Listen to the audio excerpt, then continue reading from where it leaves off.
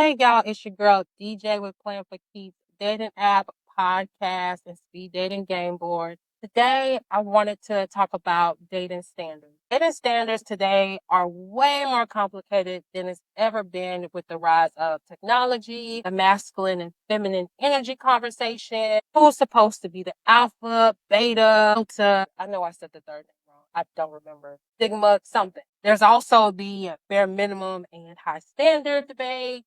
I can go on forever, but the bottom line is humans love to make things more complicated than what it really is because the real work is with yourself before you start dating and before you get into a relationship. Not every suggestion online is for everybody, and not every well meaning piece of content about dating is going to fit your needs and who you are, including this one. Instead of taking everything in, take in the advice that feels most aligned with you and what you need to work on to become not only a great dating prospect or partner, but the advice that will help you become a better you in the process. A simple definition of the masculine and feminine energies. The masculine energy is doing, the feminine energy is creativity, it's being. Men and women have to have both for all aspects in life. Being creative, coming up with ideas, creating a safe space emotionally, not just financially, creating a home all wants to live in. Healthy minded men and women should be able to do this. The masculine is the doing, bringing forth actions, the things from what the feminine energy creates or wants to create. Both men and women need both. And I don't believe one can swing too masculine and one can swing too feminine. And I'm not talking about people who take advantage of others and people who don't want to work. People will argue that these traits have something to do with masculine and feminine energy when it's actually a deeper psychological issue and character. So all of the ideas of women doing too much or being too assertive so she won't have a man who will love, cherish, and provide for her, and the idea of a guy who is more laid back, maybe leans more into their creative and nurturing side with most people. Unfortunately, this man is considered not strong. He's considered more feminine, and that is put down. To me, that is foolish. Comparing masculine and feminine energy to one's personality or way of being it that doesn't fit a certain stereotype is dangerous. It doesn't allow a lot of people who are still trying to discover themselves to fully express themselves as they are so they can find who they align with. These debates pop up because you have people trying to prove themselves to another and grow resentment when they don't feel their efforts are being met with equal footing. It's the same with the alpha and beta conversations, along with the bare minimum high standard debate.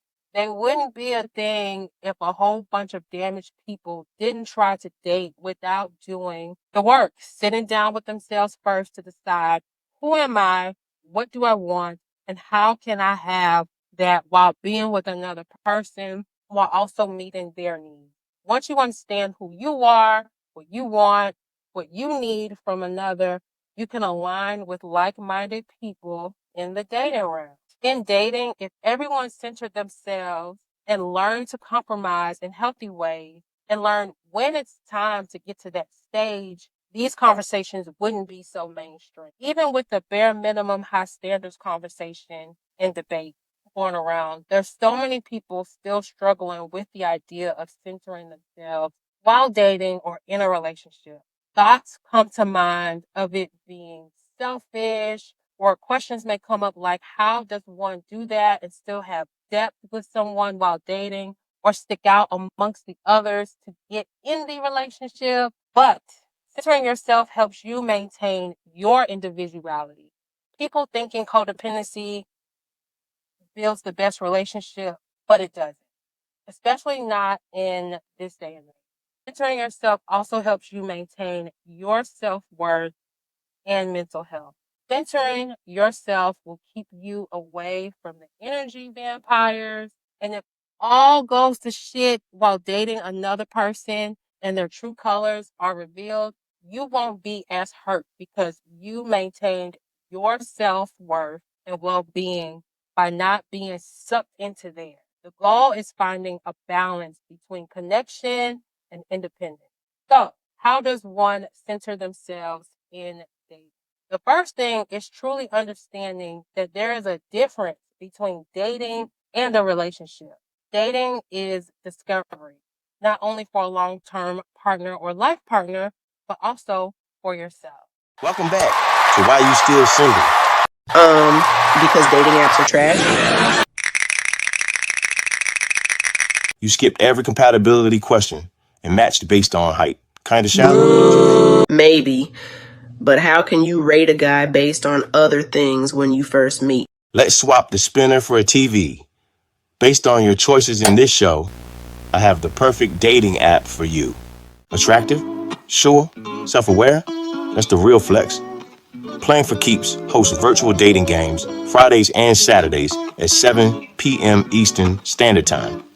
Talk first, flirt smart. I'll download the app since I'm looking for something deeper. But if you're on there, just know I won't be matching with you.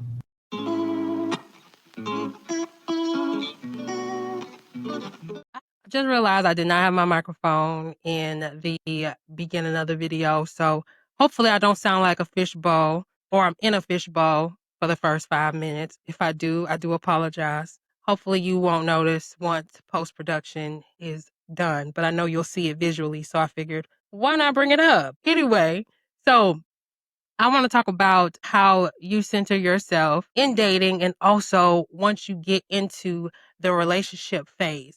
So, within dating, how you center yourself is first knowing your boundaries and non negotiables. So, once you understand that there's a difference between dating and actually being in a relationship, then it's understanding what your boundaries are, what your non negotiables are. The second thing is maintaining your routines and your hobbies. So things that are important to you before you enter the dating phase and not letting anyone new change that. So not falling into the shiny object syndrome when you meet somebody new. Dating with intention. Be clear about what you're looking for, whether it's something casual, long term. This doesn't mean you have to be rigid or have a checklist, but it does mean that you should be honest with yourself and your dates about your goals. This prevents you from being caught in a situationship that doesn't align with your needs.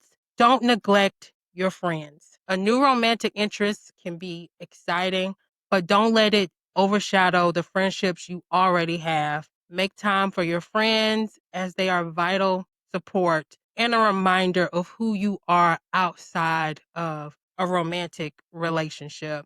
And anybody that you're dating, if it seems like that person is taking you away from your friendships, that's a red flag.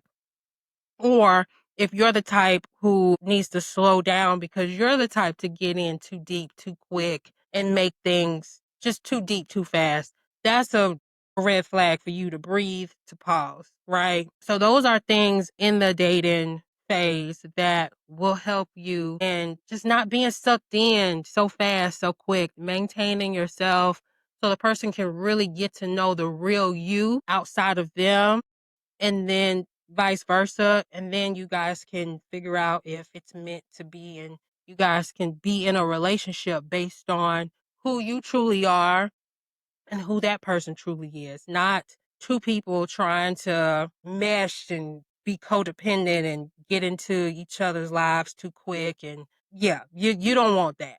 You do not want that. And then once you get into the relationship, communication is very important. You both need to be able to express your needs, still keep your individual life going so you can still have that independent time for yourself. So whether, it's passions, your career goals, your friends, maintaining those things, maintaining those relationships will help your romantic relationship because you will be your best self in a relationship if you're not so involved and enmeshed in your partner, and making sure that you also have a partner that has their own lives and own things going on as well. Another thing is schedule time for yourself. Again, it doesn't always have to be you and this other person on top of each other and in each other's skin. I know that's the thing that a lot of people like, but that can become unhealthy depending on the circumstances and the two people in the relationship. Don't lose your voice. It's easy to start mirroring your partner's opinions or desires, but it's important to maintain your sense of self. Express your own thoughts, even if they differ from your partner's. A healthy relationship respects and celebrates those differences. And then remembering who you were before the relationship. Take time to reflect on your journey and the person you were before your partner. What were your dreams? What did you love to do? Make sure you still nourish that person while also growing together with your new partner.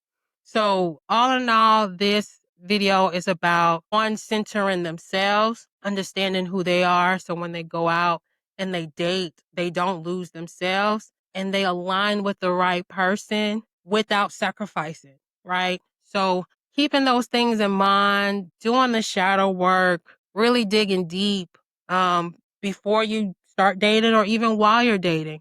Understanding that dating is collecting data, understanding that dating is a discovery of yourself and other people.